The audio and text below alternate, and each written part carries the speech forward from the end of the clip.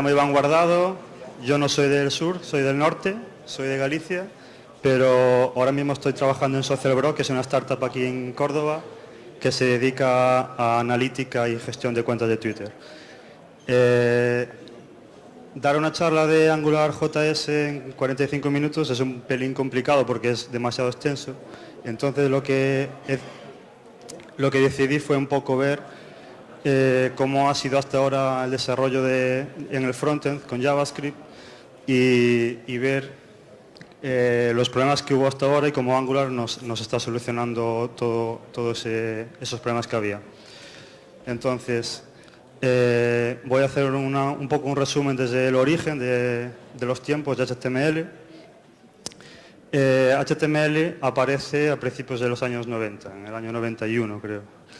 Y su principal motivación fue compartir contenido, básicamente textos o documentos entre la comunidad científica. Aparece también a principios de los 90 lo que conocemos la web hoy en día, que hasta entonces no existía, era como un internet más privado, al que solo accedía la comunidad científica o militar. Y bueno, tuvo una aceptación enorme porque en tan solo unos pocos años en esa red ya había 10 millones de ordenadores conectados.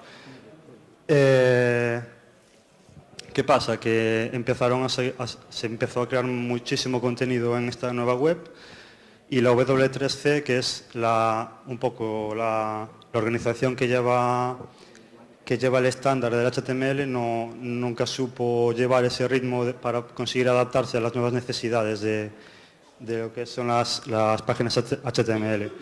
Un poquito más adelante, en el 95, aparece JavaScript, que nos permite crear código en el lado del frontend, y un poco la motivación de eso fue porque Internet iba muy lento y entonces lo que querían los desarrolladores era poder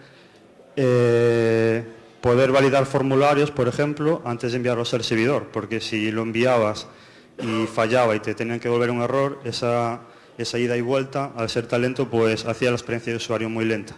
Entonces ahí aparece JavaScript, que nos da un poquillo de azúcar en lo que es las páginas web, y a raíz de ahí, de esa programación que podemos hacer en frontend, empiezan a aparecer aplicaciones web. Ya no son documentos de texto con formato, sino van a ser aplicaciones en las que el usuario puede interaccionar y todo el rollo, ¿no? ¿Qué pasa con esto? ¿Qué problemas hay? Pues que HTML no tiene un formato válido para crear aplicaciones. Está muy bien para maquetar contenido, porque tú puedes tener tu cabecera H1 y luego un H2, dentro un P, que tenga, si quieres resaltar algo, le metes un strong, y con un poquillo de espaciados y una fuente de letra bonita ya tienes un contenido súper chulo para leer. Pero a nivel de aplicaciones, cuando queremos hacer algo más interactivo, por ejemplo, menús desplegables o todo este tipo de interfaces que hay hoy en día, pues HTML no nos permite hacer nada de eso. Además, tampoco nos permite hacer vistas dinámicas, todo el contenido es estático, la parte dinámica la hay que codificar toda con JavaScript, que no nos ayuda en nada, ¿no? Entonces, cuando empezó a haber esta explosión de aplicaciones web, empezó un pequeño cambio y fue la aparición de un montón de librerías de JavaScript. Bueno, he puesto algunas, yo creo que la más famosa, conocida, es la jQuery, Motours, Prototype, Dojo, Jui, un montón de ellas, ¿no? ¿Qué pasa? Que, por ejemplo, la jQuery, vamos a hablar un poco de la jQuery, que es la más conocida. ¿Cómo se programa una aplicación tocha con jQuery? Pues básicamente tú puedes organizarlo como quieras, pero tus programas acaban siendo un poquillo como esto, ¿no? En plan, en el evento de cuando la página está lista, empiezas a meter ahí código todo a saco, ¿no? O puedes incluso dividirlo un poco más, pero al final la jQuery no te da una buena estructura para tu aplicación, ¿vale? Te da otras cosas, pero estructura de código no te la da. No tiene sistema de templates ni de vistas. Todo lo que quieras modificar en el HTML, pues lo modificas a saco, reemplazando HTML. Te lo puedes traer del servidor si quieres, o lo puedes meter inline, pero tienes que hacerlo tú manualmente. No hay nada que te permita separar la vista de la lógica.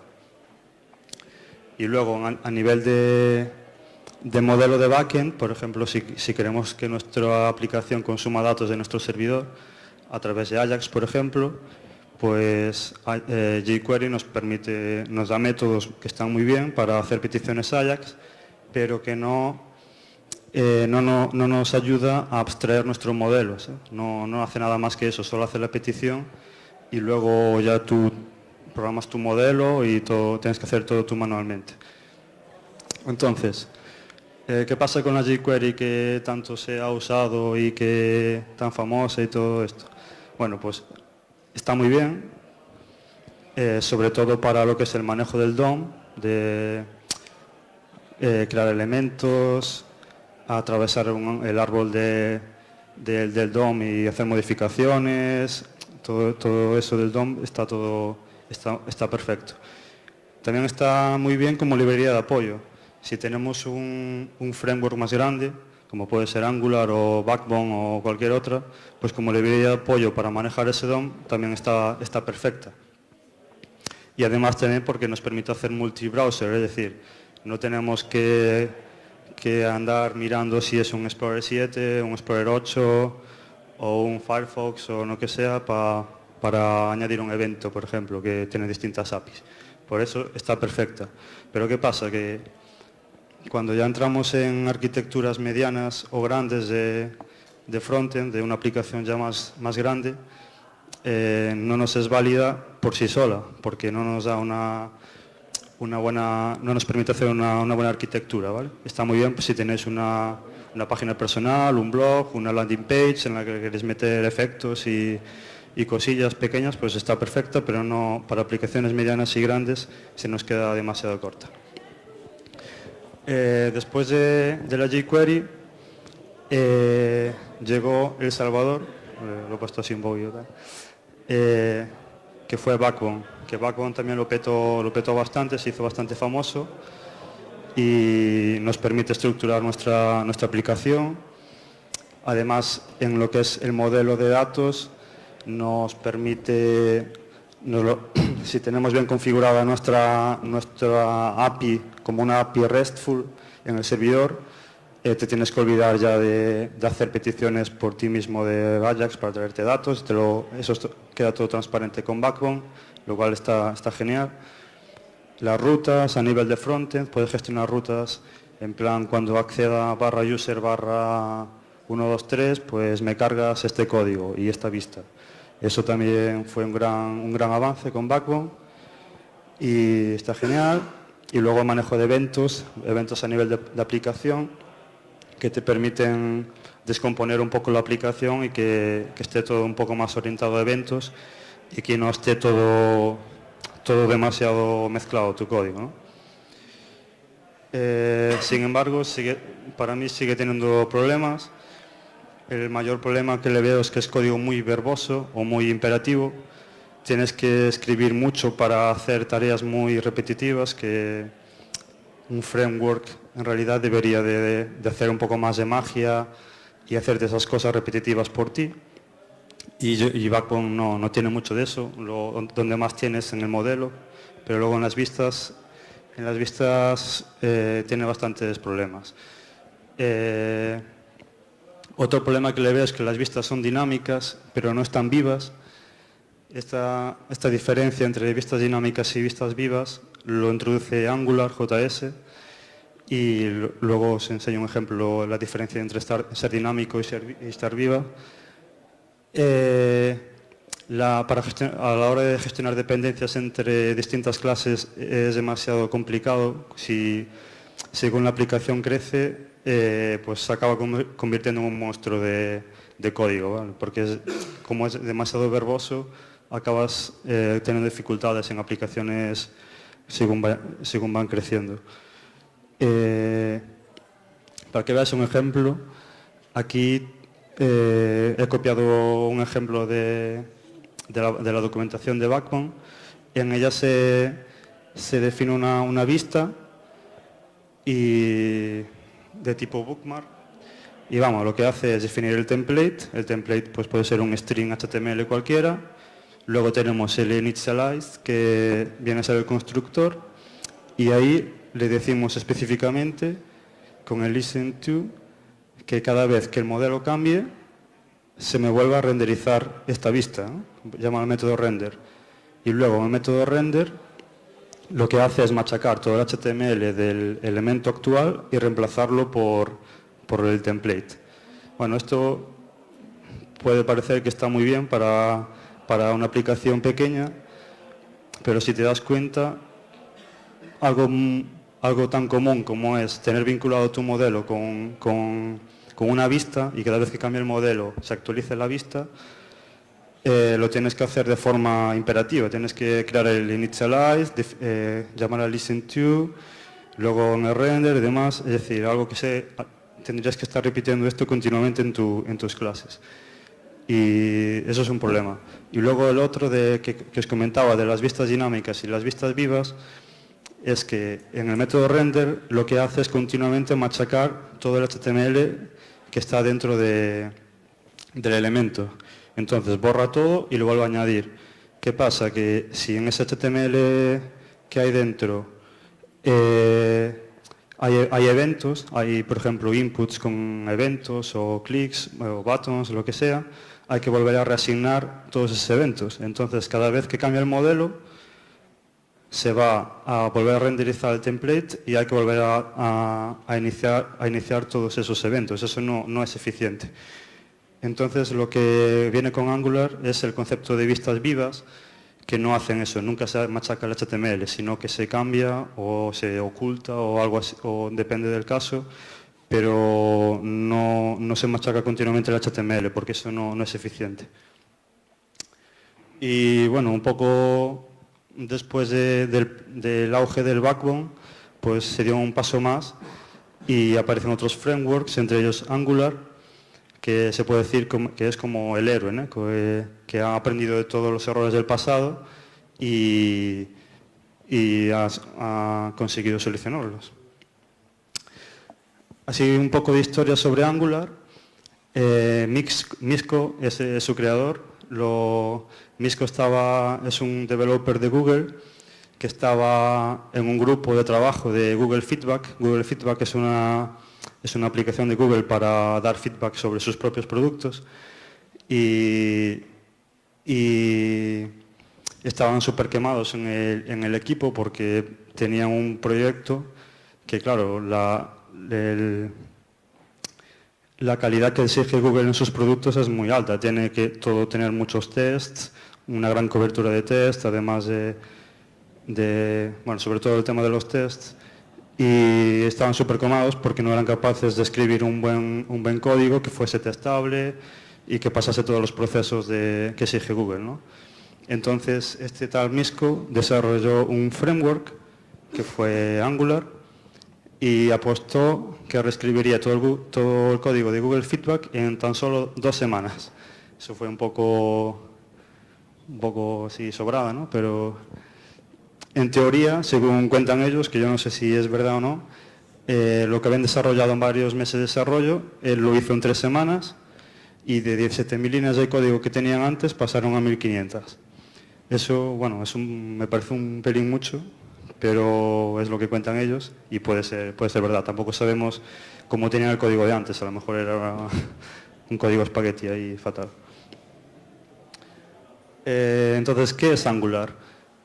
Bueno, eso es como se define, es el mantra de Angular, que es HTML mejorado para aplicaciones web, que básicamente lo que nos permite es en HTML ya no solo tener los span, los divs, los ps, los strongs, sino empezar a tener algo más flexible que se adapte a las aplicaciones. Entonces nos permite extender el HTML como lo conocemos. Tiene vistas dinámicas, es decir, de forma totalmente transparente se vinculan tus modelos con las vistas, de forma que cuando cambien el modelo se cambia la vista, pero además aquí entra un nuevo concepto que es el two-way binding, que viene a ser que ya no solo cuando el modelo cambia también cambia la vista, sino si en la vista se produce algún evento, como puede ser editar un input o un text area o un select o lo que sea, pues eso también se repercute en el modelo. Eso es un nuevo concepto que introducen que le da un mogollón de potencia. También, al igual que Angular, también tiene una transparencia en el modelo casi igual, es decir, tú defines tu API en el backend en formato REST y Angular se encarga ya de hacer todos los gets, los puts, posts, deletes, se comunica por Ajax ya con ellos y te olvidas. Y la parte más importante, sobre todo para cuando hacemos aplicaciones profesionales, es que todo lo que haces en Angular es testable. Es decir, puedes testar cualquier cosa de forma fácil y sin romperte mucho la cabeza. Bueno, además, pues algunas cosillas, algunos conceptos. Utiliza un inyector de dependencias, que no sé si lo conocéis. Lo usan otros frameworks como el Symfony de PHP. Luego, si tenéis dudas, lo podemos ver lo que es. El modelo vista controlador, también tiene rutas como el backbone. Además, usa futuros, que ellos le llaman promesas, que viene a ser un tipo de datos que se utiliza en programación asíncrona, que te permite trabajar con variables asíncronas como si fuesen síncronas, es decir, variables que todavía no se han seteado su valor porque todavía no ha llegado, por ejemplo, de una petición de Ajax, y sin embargo lo puedes usar esa variable, aunque no tenga ningún valor todavía, como si tuviese algún valor. Eso es algo muy abstracto a nivel de Angular, pero que te permite más que nada estructurar tu código, que quede súper limpio y no tener que siempre suscribirte al on cuando me llegue de vuelta del servidor y demás. Aquí tenemos un ejemplo de algo que podríamos introducir en nuestro HTML.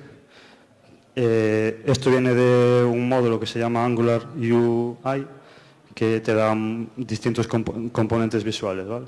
Entonces, en nuestro HTML podríamos incluir perfectamente algo como esto, que es un date picker, y con los atributos pues le puedes setear distintos comportamientos, por ejemplo, la fecha mínima o si vamos a mostrar semanas o no.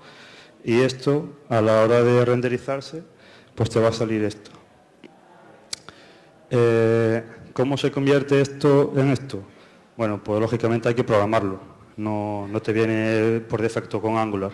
En este caso, viene por defecto en el módulo de Angular UI.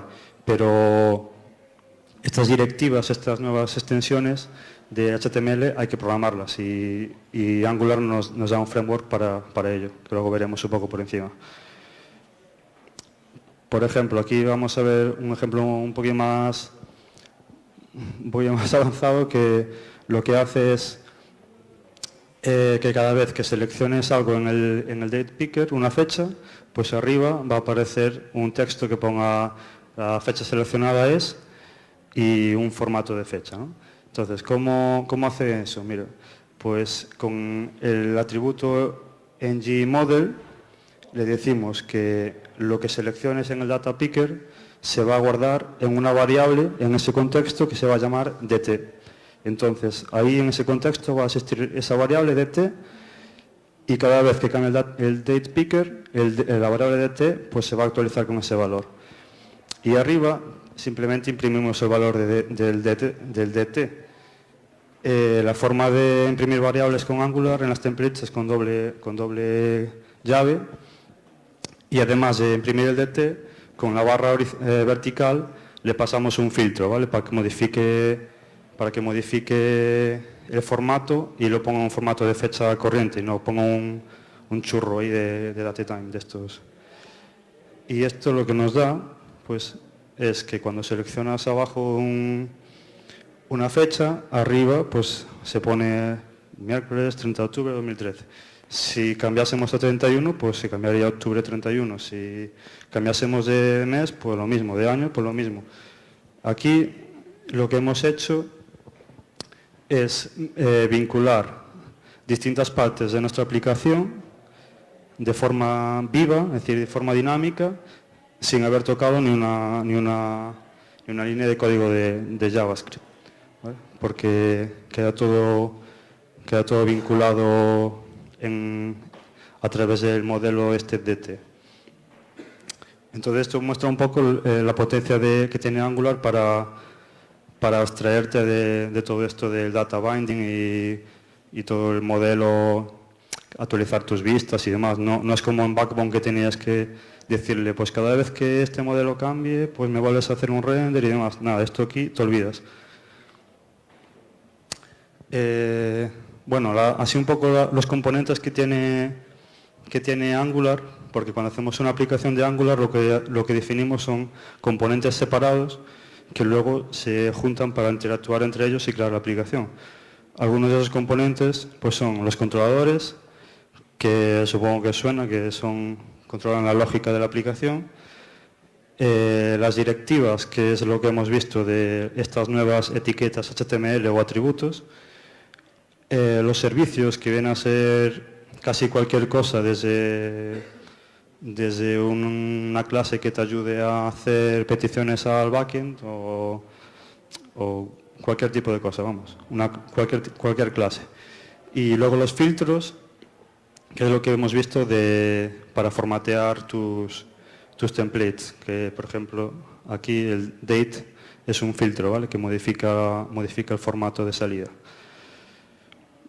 Básicamente con Angular vas definiendo distintos componentes de este estilo y luego se van interactuando entre ellos para formar la aplicación. El modelo visto controlador de Angular, este es más o menos el típico modelo vista controlador, que viene a ser el controlador está en el centro y le pide datos al modelo o escribe datos al modelo y luego se los pasa a la vista o recibe eventos de la vista, ¿no?, que es un poco el típico modelo vista controlador. Pero Angular incluye una nueva capa, que es el scope, que lo que es el scope es un pegamento, una especie de pegamento que vincula nuestro controlador y nuestra vista, de tal forma que en un controlador definimos algo en el scope, pues a través de ese scope nos llega a la vista, y al contrario, si en la vista modifica algo en el scope, pues nos llega al controlador. ¿Esto por qué se hace? Porque a la hora de hacer tests, si queremos hacer un test de un controlador, falseando el scope, ¿sabes?, creando un scope falso, se lo inyectas al controlador y puedes tener un entorno controlado de tu controlador, sin depender de la vista. Y al contrario, si queremos testar nuestra vista, podemos falsear un scope controlado y ver cómo se comporta la vista con ese scope, y nos olvidamos del controlador.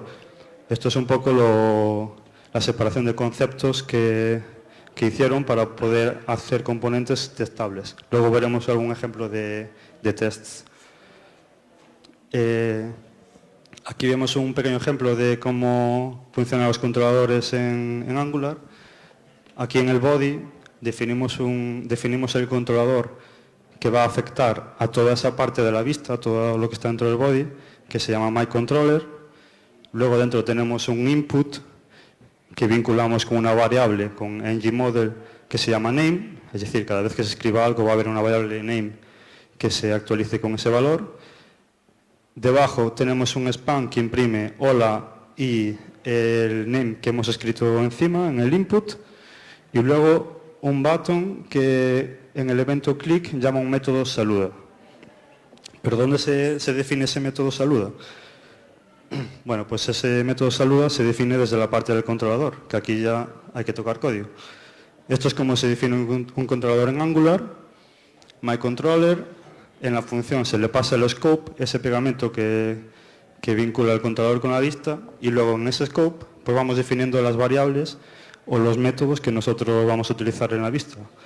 Por ejemplo, si ponemos scope.name igual a mundo, la primera vez en hola más name va a aparecer hola más mundo. Y ahí también definimos la función saluda dentro del scope, que lo único que hace es hacer un alert de hola más el nombre, ¿no? Entonces, cuando el evento click saluda, lo que hace es buscar en el scope la función saluda, ¿vale?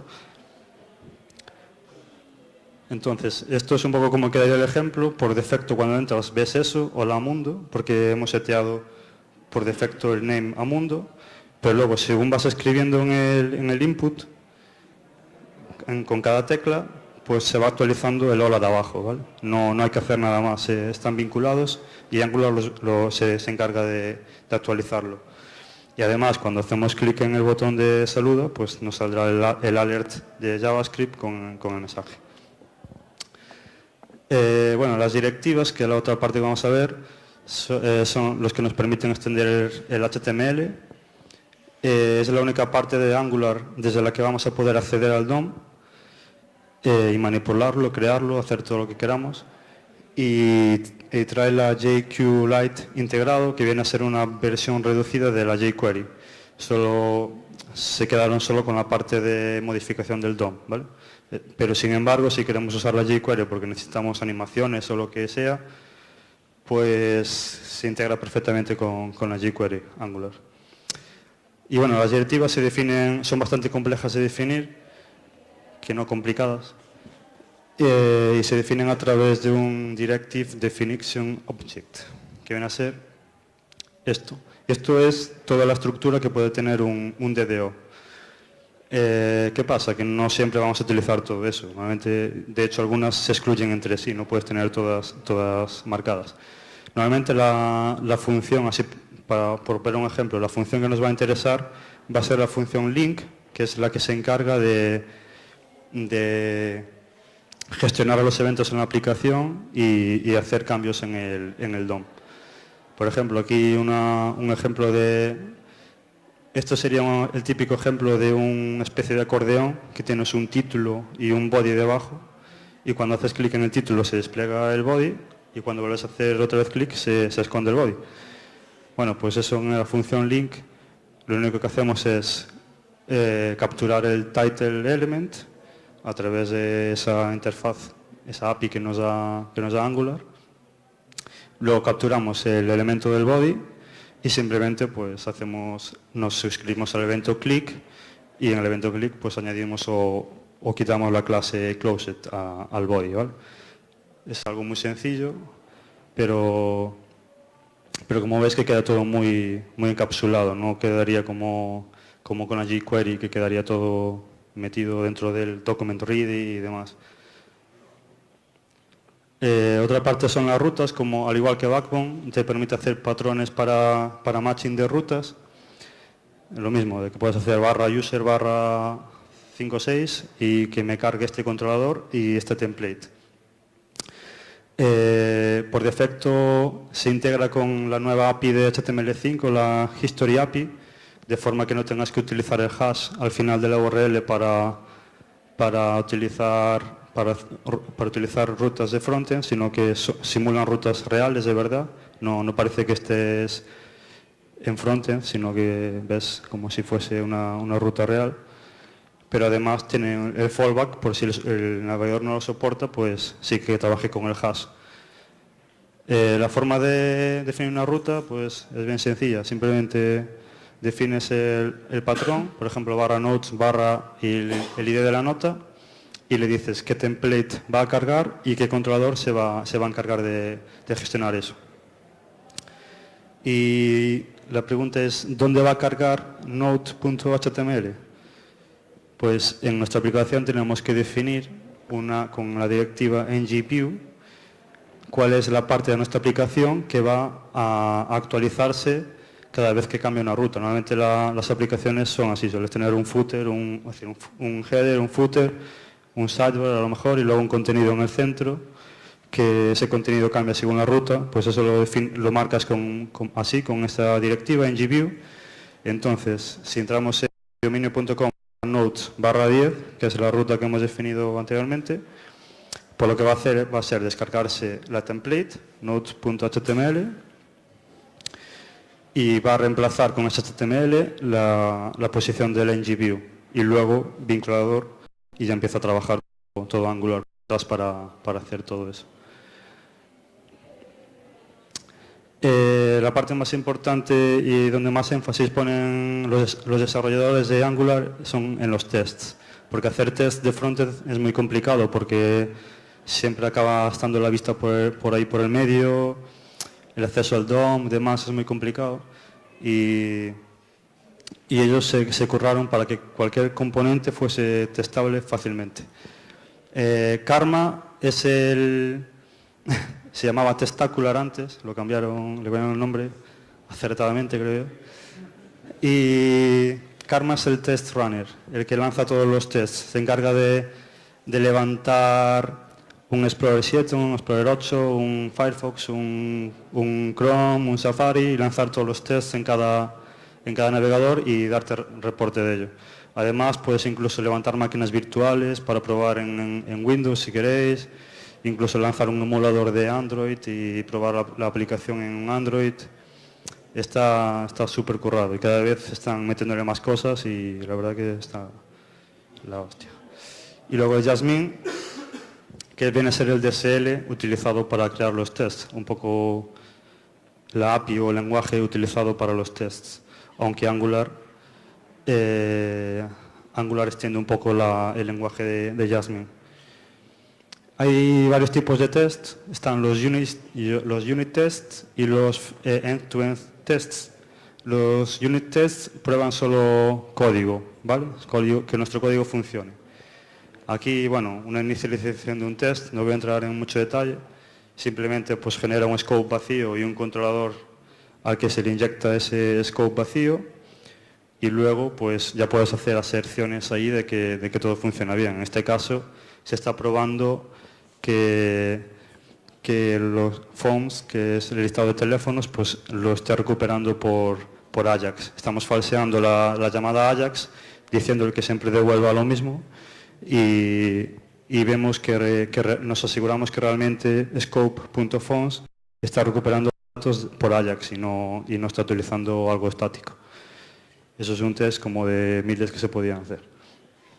Y la otra parte de los tests, que son más complejos y un poco más difíciles de mantener, son los tests de la interfaz, los end-to-end, que básicamente se trata de ir simulando eventos en la interfaz e irnos asegurando de que todo funciona correctamente. Por ejemplo, en este caso, pues con Element capturas con un selector de CSS el elemento que quieres y simulas un clic con el punto clic.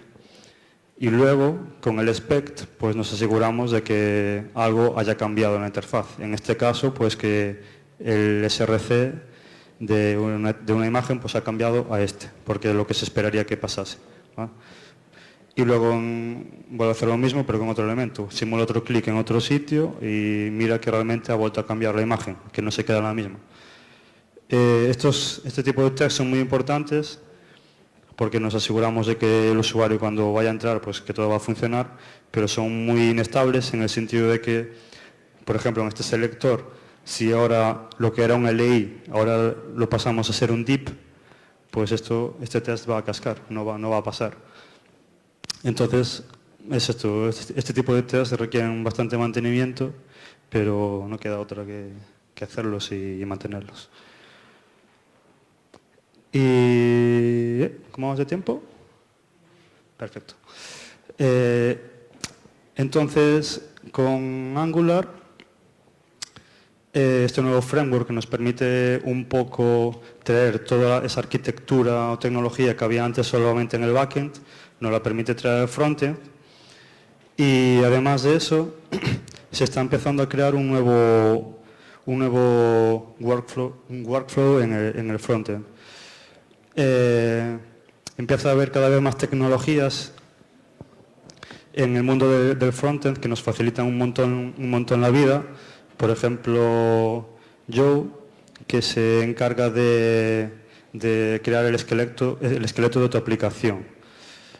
Joe es una herramienta de carácter general, no entiende de distintos tipos de aplicaciones, pero luego sacan plugins y, por ejemplo, tenemos el plugin para Angular, de forma que tú haces Joe, create project y el nombre de tu proyecto y te crea scaffold, esqueleto de una aplicación de Angular.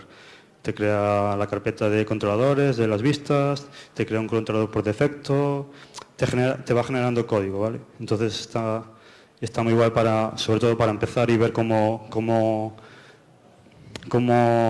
hacer el esqueleto de tu aplicación. Y luego, si queremos añadir un controlador, pues yo, add controller y el nombre del controlador. Y te añade un nuevo fichero, te crea ya el esqueleto de ese controlador, te crea la vista, todo ese tipo de cosas que nos facilitan un montón y que al final escribimos menos y también nos complicamos menos la vida porque ya nos los ha hecho. Luego el Bower, que viene a ser un gestor de paquetes, pero para frontend, lo que en Node viene a ser un NPM o en otros frameworks o lenguajes pues también tenemos, pues esto está totalmente orientado a frontend, es decir, Bower, install y Angular. Bueno, pues este se encarga de irte al repositorio de Angular, descargarte la librería, metértela en un directorio, ya te añade el vínculo con el script src en tu HTML, ese tipo de cosas. ¿Que ahora queremos añadir un módulo de Angular para traducciones? Pues Bower install Angular-translations, pues lo mismo, te va al repositorio, te lo descarga y te lo integra ya en tu aplicación. Esto está genial porque te olvidas de pasar por ese rato de andar buscando y descargando y vinculando librerías y demás. Y luego está el Grunt, que es un builder, ¿vale? Para crear builds de tu proyecto, para compilar el código, minimizar el código y hacer una serie de tareas de automatización. Angular está integrado con todas estas nuevas cosas que van saliendo, quiere estar ahí en lo último de último siempre y por eso cada vez hay más ecosistema de Angular y hay más herramientas que te ayudan un montón. También hay plugins para autocompletados en editores de texto que te ayudan ya a crear también el código de Angular. Está en la última, vamos. Y bueno, por último, simplemente destacar que algo está cambiando en el frontend. Cada vez hay más herramientas, como he dicho, y además que nos permiten un desarrollo más divertido, ya no es tan frustrante como era antes escribir un código eficaz, fiable, testable, que eso hasta hace poco lo hacían cuatro gatos. Angular nos lo permite hacer de forma fácil y divertida, porque al final si estás frustrado no te gusta programar. Y nada más, simplemente aquí os dejo unas referencias. La Social Bro Dev Talk es una charla que di en las oficinas aquí de Social Bro, que dura 2 horas. Es un poquillo más técnica y al final hago como una aplicación en directo pequeñita, explicando un poco ese tema de controladores, el inyector de dependencias, los modelos, los futuros, los promis. Y la verdad que lo recomiendo si queréis indagar un poco más técnicamente.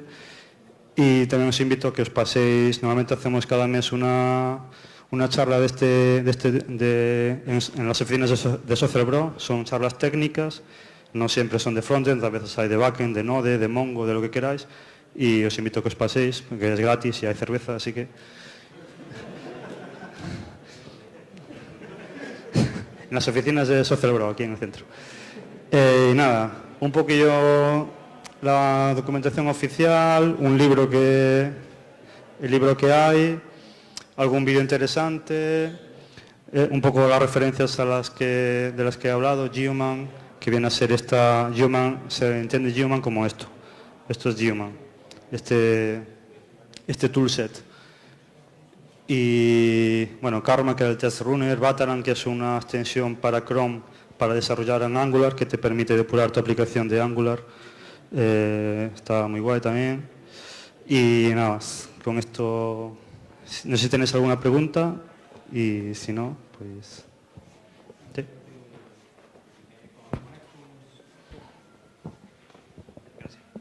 Cuando te pones con Angular, lo primero que te choca son las directivas. ¿Cómo? Cuando te pones con Angular, lo primero que te chocan son las directivas. Por ejemplo, estás con un ng repeat y te acuerdas de Crawford diciéndote que separe el JavaScript del HTML. Estás programando en el HTML. Son malas prácticas, se supone. ¿No estamos yendo un poco contracorriente? Malas prácticas. En realidad tú en Angular no tienes control de flujo, no tienes un if-else, ni tienes ese tipo de cosas. Lo que haces es, de forma declarativa, definir tu aplicación, de cómo va a funcionar.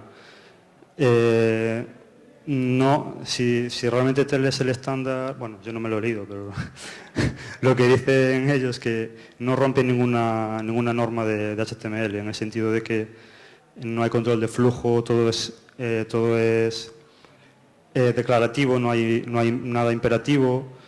En realidad no... Igual sí que se hace un poco raro tener eso en el HTML, pero yo por experiencia, porque yo cuando salió Angular ya en el 2010, 2009, cuando lo vi no me gustó, porque también pensaba lo mismo. Pero luego una vez que ya estás un tiempo desarrollando con otros frameworks y vuelves a ver esto y dices, joder, esto es lo que me interesaba a mí, porque además ya no solo eso, sino también todo lo que es los componentes súper separados, encapsulados, que puedas testar todo. Yo no creo eso, no creo que estés yendo en contra del HTML. Y bueno, un problema que tiene Angular, que igual muchos se preguntan, es que no vale para SEO. Es decir, si tú tienes una aplicación con muchas directivas de Angular y estás maquetando contenido con eso, eso no lo va a entender ninguna araña de Google ni de Yahoo. Entonces hay que tener cuidado de que cada cosa es para lo que es. Si queremos hacer una aplicación tocha como un dashboard, un Google Analytics, un SocialBro, que son páginas privadas que tú entras y no hay nada que indexar, para eso se adapta perfecto. Pero si queremos hacer un blog, no, de momento, por lo menos Angular no es la elección natural, por lo menos. Bueno. ¿Más preguntas? ¿Más preguntas?